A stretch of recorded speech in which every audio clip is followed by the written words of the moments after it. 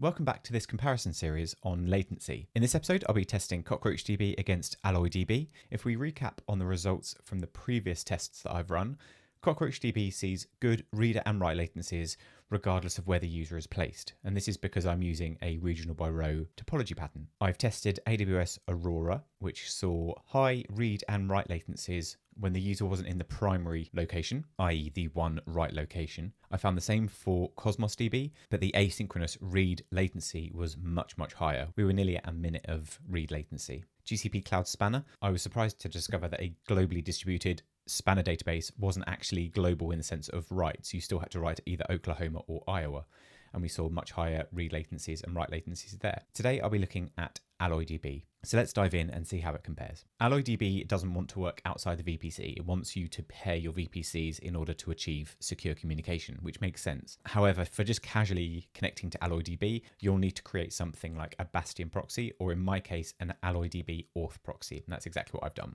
I'll walk you through the steps. I've created a primary location in Europe West 1, which is London.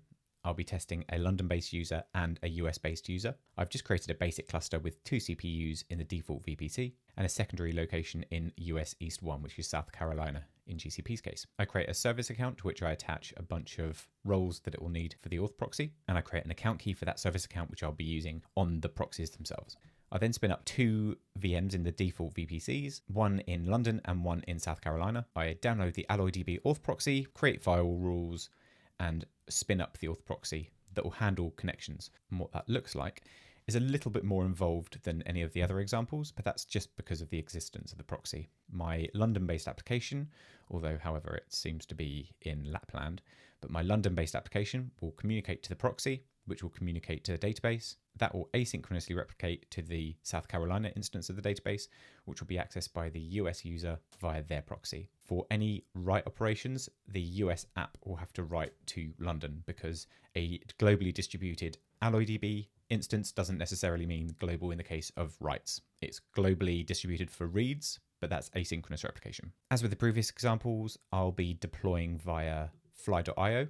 So I'll do that now. I'm showing you all of this because by the time the video is published, all these credentials and instances will be long gone. So I'll launch the app. The default configuration for the app at the moment is the London region for Fly. I'll launch that. I'll copy my Fly secrets. Note that the host is that of my London instance. And I'll deploy. This bit takes ages. I will suffer. I will speed up so you won't. When the app's deployed, it will go into here. So we'll be able to see the app now, but it won't have any monitoring attached to it at the moment because the application hasn't deployed. This is the page that I'll be using to monitor the latencies. This is the same for all of the other comparison videos.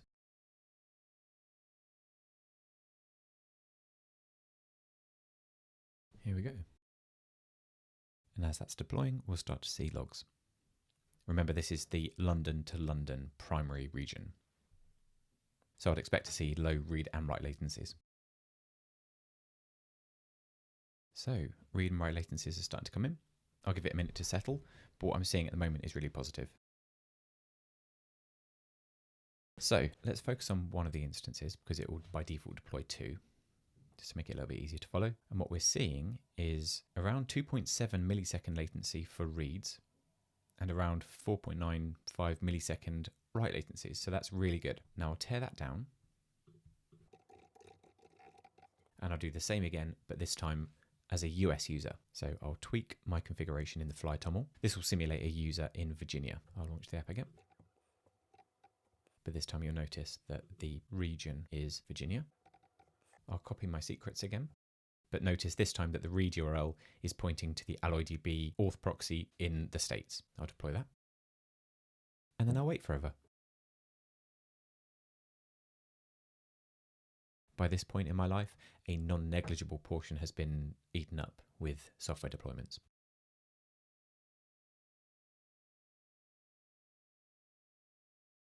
And it's deploying.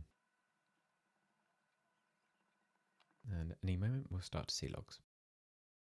So what we're seeing here is read and write latencies that a US user would experience when writing to the London-based application and waiting for asynchronous replication to happen from the London database to the US database instance and then being read from the US user. And actually, this is lower than I was expecting. So what we're seeing, and let me just select one of the instances, is around 81 millisecond write latency. So that's from the US auth proxy to the London-based database. And then there's asynchronous replication happening, but I'm guessing it's happening on the return journey for the write, because I'm writing, my write confirmation comes back, but at that point the asynchronous read replication has already happened. So we're seeing around 16 milliseconds of read latency. I'll tear down that application one more time.